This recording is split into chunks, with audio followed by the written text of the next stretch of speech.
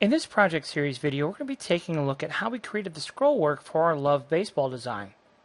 In the video description below, there is a link to the project files for this project series, which will provide you the bitmap file that we're using for the scroll work in this demonstration, as well as our finished CorelDRAW file, so you can open it up, use the scroll work that we create in this demonstration, and you can kind of see how we set the file up, and perhaps give this project a shot yourself.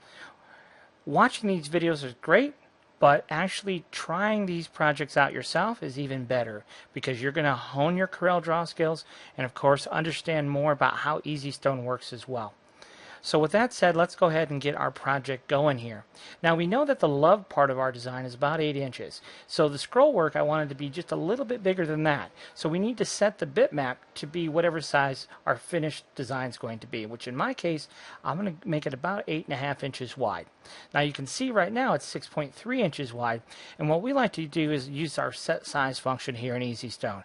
So we're just going to click on set size, and then we can actually just click on the far left hand side of the design, the far right hand side of the design, and then we can go ahead and type in 8.5 inches, and now our design is at 8.5 inches. We're ready to go. Now this design is symmetrical. That means the left is the exact same as the right, which is nice because now we only have to do half the design work. So what we're going to do is we're going to make the scroll here on the right hand side, and then we'll just once we're done with that, we'll flip it over and we'll have our left hand side. So the first thing we want to do is go ahead and lock this image down. So if I click on lock image, I can't click on my bitmap anymore. If I right click and choose unlock, then of course I can unlock. Now if we want to, we can actually lower the opacity as well, which sometimes is helpful. If we right click on lock image, we can set the opacity. I'll set it to 80 for example, and then when we choose lock image, it locks the image and also lowers the opacity. Okay, so we'll go ahead and leave it at that. Now for this particular demonstration, I'm going to come up here and set my line thickness to be 20 pixels. Now your unit value may be a little bit different. If so, you can go into your outline pen dialog box and you can set the unit value to pixels that way as well. You can set the color as well. I usually use pink, and I usually use 20 pixels when I'm drawing artwork. Now this is a very simple design. It's not going to take a lot of CorelDRAW skills, and the main thing I want to point out here, this is only a reference image. You don't have to get too excited about following it exactly. This is only for reference, and we're going to do something deliberately different than what I did previously. So we have two different things. So here's the scroll work that we created originally. This is all one stone size. We're going to be a little bit more creative in this example just to show you some of the different things that we can do. So what we're going to do is use our 3-point curve tool. Now, if you don't already have this installed, take the time to install this custom toolbar that we've created for you. Now, these tools along the top here are not things that we invented. We invented the toolbar. These are all CorelDRAW functions up here. Having all these tools available to you, just as we have them here in our video demonstrations, will be a big help to you. So download this custom toolbar. It's a free download for X5 and X6. There's a video that shows you how to install it. It's super easy to install, and then you'll be able to follow along a little bit easier with our demonstrations because we typically will use this toolbar as opposed to using drop-down menus and so forth. All right, so a couple things I want to point out that make this design a little bit challenging. The left and the right overlap. You can see that right here in the middle. So when we do our design work, we're going to kind of keep that in mind about the overlap situation. And then you can see a lot of the scroll work is kind of dying into and connecting to other scroll work. And those are important considerations when we're creating the artwork. So when we go to add stones to our artwork, we get the results that we expect. Okay, so just keep these little things in mind. The first thing I'm going to do is draw a guideline, just like that. See there? That gives me a kind of a reference point. And let's go ahead and begin. So what we're going to do here, use our 3-point curve tool. And again, this is just a guide, so we don't have to get too particular. And do this very quickly. When you're first starting with a 3-point curve tool, I would recommend using smaller segments. Okay, now here's an important consideration. Right here at this intersection, watch what we're going to do. We're going to draw to the intersection, draw out that little segment. We're going to click anywhere down here, like in this white area. Notice how this curve is selected. Click anywhere. Now you see that curve is not selected. Now we're going to make our next a curve line. What this does is it creates two separate segments. So that little segment that we just created is separate from this segment. And in fact, if you look at that, when I change the color of that segment, you can see it is in fact different. So at any time there's an intersection, click off, and then when we start again, we're going to start a new segment. And that will be significant, and I'll show you why once we add stones to it. So right here, you can see we have another intersection, right? So what we're going to do is come over here, draw out that little segment, click anywhere, and then start again. And again, we're just kind of using this as a guide. Doesn't have to be perfect. This 3-point curve tool is very forgiving. Click anywhere, because we don't want to snatch onto the end of that. We want that's going to become an intersection. So click anywhere, and then start a new segment. So we're going to start from that node, though. This right here is going to be another intersection. So click anywhere, begin again. If you mess up somewhere in the process here, your curve isn't looking like you want it to, don't sweat it. It's very easy to edit it later. Okay, so we're just kind of just roughing it in, so to speak.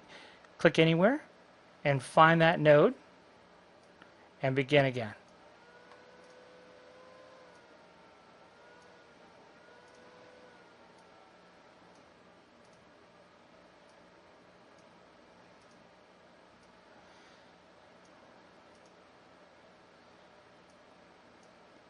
When you're drawing your segments, you want to start, see that little down arrow? That means you're going to connect to the previous one.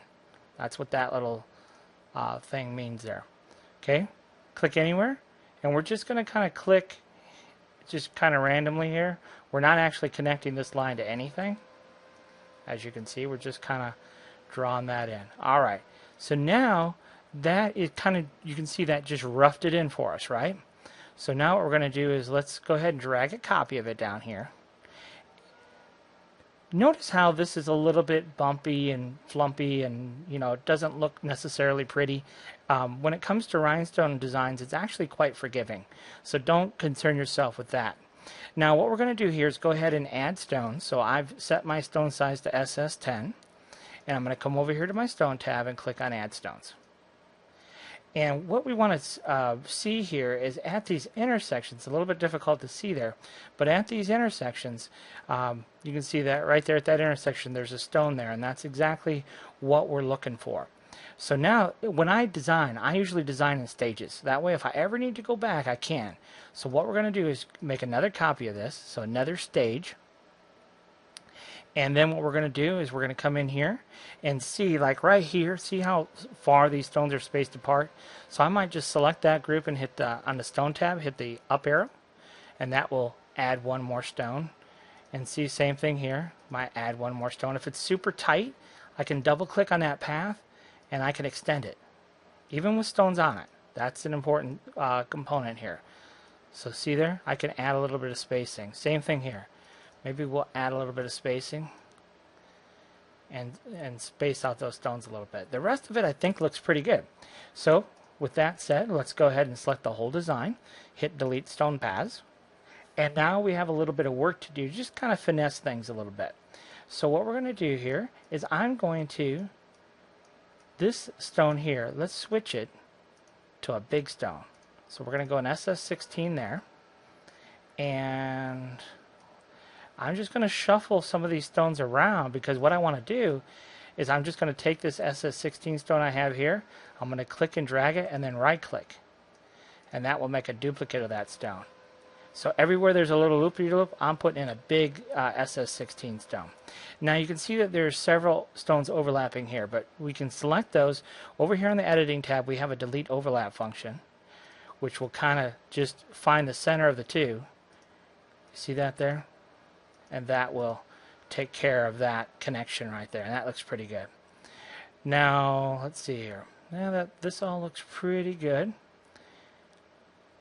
let's do the same thing here. We're going to just kind of shuffle these stones around a little bit, make some room. I want this to be a little bit more circular, so I'm just kind of being nitpicky here, but let's drop another big stone there. And let's see here. And then same thing over here. So maybe we'll just kind of shuffle these stones around a bit. See if we can't fit an SX16 in there as well. And if we need to make these stones a little bit farther apart, give that stone a little breathing room, we can just shuffle a few things around till we're happy with it. Okay? Now, there is an issue, and I will do my best to describe it here. If you look at these stones across the top, these are little things that I cue in on. But I went to school for architecture, so these things bother me to pieces, and I know most of you would care less. But anyhow, these stones across the top here, the spacing is different than these stones across the bottom. Okay, you can see that the spacing right in through here is a little bit wider. So what we did was we created a tool to take care of that. So what we're going to do here is just go ahead and draw little line segments with that 3-point curve tool again. Oops, that was not what we wanted, so I just undid that. There we go. So we'll just draw those little line segments all the way around.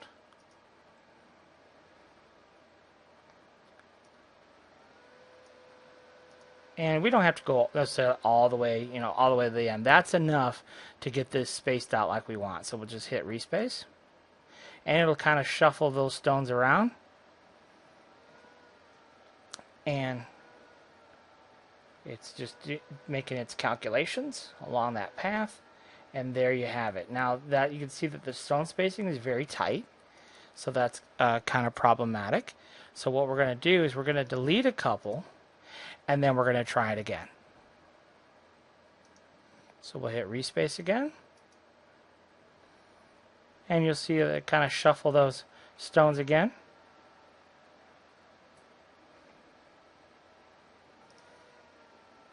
And that's definitely better, but I think we could probably get away with deleting one more stone. So let's go ahead and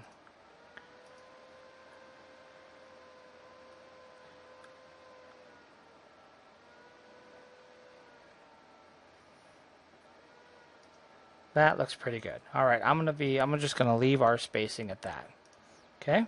Now the rest of this, now that we have our spacing the way we want it, and you can see how much nicer that does look, the rest of this, all we're gonna do is we're just gonna come in here, and we're going to, let's go back in and select these stones here, is we're just gonna kind of place these stones wherever we need them to be, so they make sense. And so maybe this one I'll put here, and then we'll go ahead and use that overlap tool to kind of take care of that little bit of overlap there. And maybe we'll do the same thing here. We'll go ahead and use that overlap tool, take care of that connection. And this one, let's go ahead and select these stones here, and maybe we'll do the same thing. We'll just go ahead and drop that into place. I'm going to rotate this a little bit, so I'm going to click on that. See this little rotation handle? We're going to move it to the center of that stone, and then when we rotate, see where it pivots? The rotates pivots off of that one stone. So we'll go ahead and delete that. And just like before, we'll go ahead and use that delete overlap tool.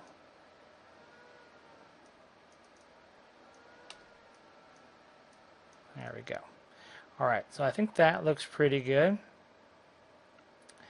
I'm happy with that. So now what we can do is we can just kind of finesse this a little bit if we want to. So for example, I might put an end cap of an SS16 on that one. I might put an end cap of an S16 on that one. And you notice I'm just throwing it right over the top. It doesn't really matter because we'll come back in and take care of the overlaps here in a moment. So I think all the ends are going to have SS16 stones. Just for fun. And then what we'll do here is I think I'm going to take a row of stones here and I'm just going to pop those out like so, and I'm going to change those to SS6 stones. So we'll hit resize, respace there, and you can see what we did there. We just changed those stones, the diameter of those stones, like so. And then what we'll do is I'm just going to go ahead and make a duplicate, maybe 2, and then we're going to use that respace feature again. So I'm just going to draw out a little path and come over here to my editing tab and we'll hit respace. And it'll respace those stones along that path. And I think that looks pretty good. Now you notice how some of these stones got a little close? I usually will just sit here and nudge them out. It's only a couple of stones there. And if there's a couple of other spaces where we want that, let's just go ahead and just draw out a path. And this time we're doing a little bit different. We just drew a path to follow along that existing curve. And then what we're going to do is go ahead and change our stone spacing to maybe, well, let's just leave it at 0.5 millimeter, I guess. And we'll click on Add Stones. And we'll go ahead and delete stone paths. So you can just look at the extra little flare that adds. To me, I always like using, you notice in a lot of our designs we use more than one stone size for that very reason. Just because I think it adds such a nice little extra touch. So delete stone paths. Just select one of the stones there. And if it gets a little too close here, I'm just going to delete that one, I think. When we can nudge these couple of stones that are a little bit too close. And once you do this enough, you get lots of practice. You can nudge the stones and still have a nice curvature look to it. So you can see how we just added a few stones here and there. And yeah, I might come in here. We can go to the outside too. We don't want to overdo it necessarily, but I'm going to come in here and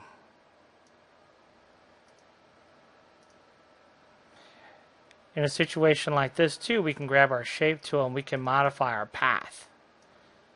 So, and just kind of fine tune and get that path exactly the way we want it.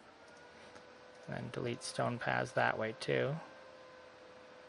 And I think we're pretty close here, but what I'm going to do is I'm going to come in here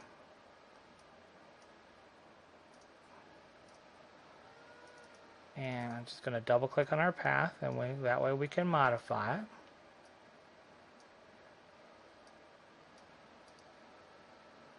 Modify this end piece here, and then we can get that path exactly the way we want it, and then we'll delete stone paths. Okay, I guess I'm happy with that. So now that we have this part of it, what we're going to do here is we're just going to rotate this just a little bit, make it a little bit more horizontal maybe, and then let's try flipping it and see what kind of results we get. So to flip it, we're just going to select the whole design, grab it by this control handle, and see, but when we do it like this, there's no control. But if we hit the control key, see it snap? So now now all we're doing is just flipping the design.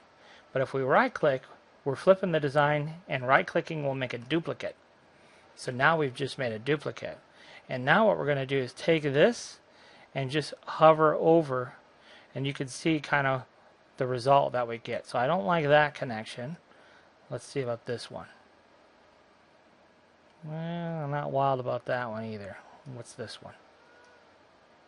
Is that the same as what we had the first time? I guess it is. So we'll leave it at that, okay? So obviously things are a little bit messed up here, but that's okay, because if we can kind of get through it a little bit, we can fix it up in a hurry. So what we're going to do is select a couple of these stones that we know we don't need. So that looks pretty good. And we're going to go ahead and just pull out a guideline here. And what we need is we need this stone to land right at this point right there. So these we'll go ahead and delete. And that's what we need to have happen. So what we can do here, we could do a couple of different things. We can come in here, and all I'm going to do here is just draw out a path all the way around. Okay, and then we're going to go ahead and hit that respace function, and that will fill in that little bit of extra gap, and all these stones will be perfectly spaced around, which now they are. See? And there isn't room for another stone, so we'll kind of go ahead and leave it at that. Then we'll do the same thing the other way. So what we're going to do is just kind of come in here, do the same kind of thing. We'll hit respace, and we'll change these stones on this path. Now you see how that kind of filled in. You wonder why that is. Well, because of the overlap, when we overlap one on the other, we actually had stones on top of stones. So if we delete 2 stones, then that should space that out. We might have to delete 1 more actually, because that's a little bit tight. I think that's a little tight. So we'll delete 1 more and hit respace 1 more time. Okay, so that gets that taken care of and nicely spaced. So then we're not going to repeat the whole process again. That would be a little silly. So what we're going to do is we're just going to select the entire right hand side and delete it.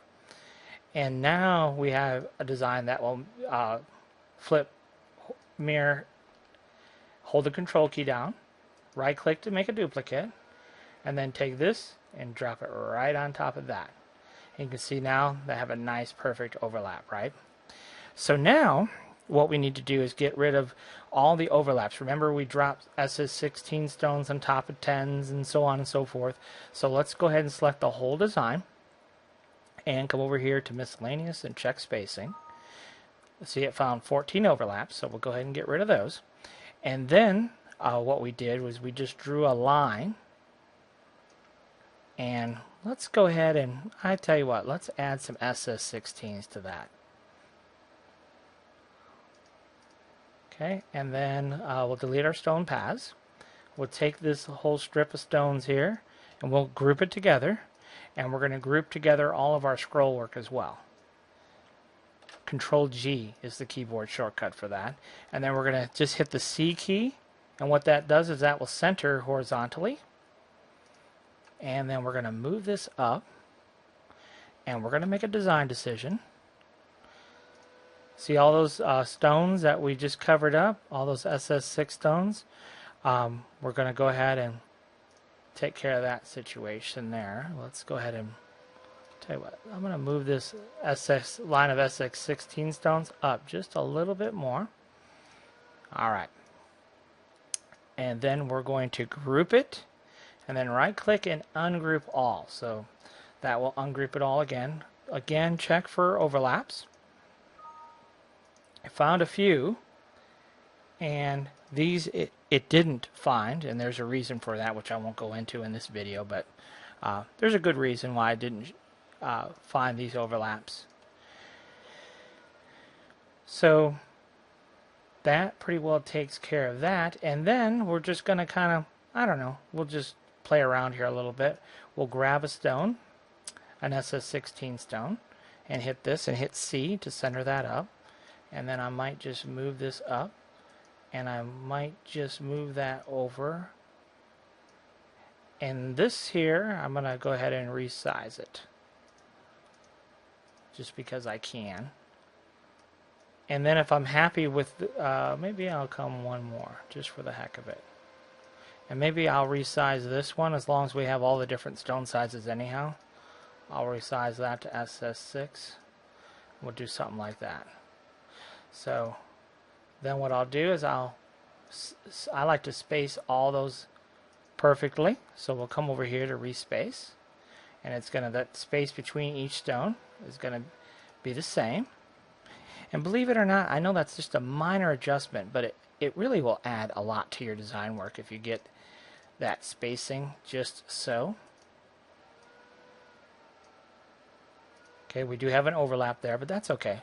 But see, with that little bit of extra detail added to the design, you know, those little details really add up. So we're going to go ahead and come up here. And what I'm going to do here is I'm just going to tell you what I'm going to do. I just decided I am going to add a little something here. Switch over to SS16 stones. So you can see I just added a little SS16 bundle there. And I tell you what, you know, we could go on and just finesse it around a little bit. But I think that leaves us some interesting scroll work. So what we're going to do with these stones here, we're going to just resize. Then these we're going to make tiny. Resize, and maybe I'll even add one. And then just like before, we're going to draw a little path again. And then we'll go ahead and respace those so that spacing is perfect between each one of those stones. Now you see we get this situation where it actually did it backwards. Just hit this button here, and that will kind of flip things around, go in the other direction. There we go. So if you ever get that situation, that's what that little red button next to respace does. It'll just flip our results around. Alright, so you can see by making that little graduation and the nice spacing between those stones, I think it made for a nice little touch. So now what we need to do is obviously we need to duplicate that result over here. So to do that, we're just going to select all those stones. Then we need to select the center stone, and then when we flip it and take that center stone that we just flipped and drop it back over, you can see that this is in the exact same position as that. So now that we did all that, we can come over here and check spacing one final time. And what I'll do is I'll go ahead and flip this for you. And again, we're going to send you this file. That's weird. It's mirroring it at an angle. Not sure why that is, so we'll just do it this way. So we'll just grab this control handle, use your control key, and that'll flip it, in this case vertically. And we can drop that into place there. And we created a much more elaborate scroll work, but I think it looks really pretty. So in order to get these pretty designs, the reality of it is, as you can see, there's no magic button to make it happen. But you know, we can have fun exploring, and nothing that we did was overly complicated. And you know, I just kind of let the design kind of come to me and guide me, and just try different things, and every time you'll come up with a different result. So I hope you enjoyed this project. I hope you can use this project file and create something interesting with it, and I hope you give it a try as well, and see what kind of scroll work you can come up with. Thanks for watching.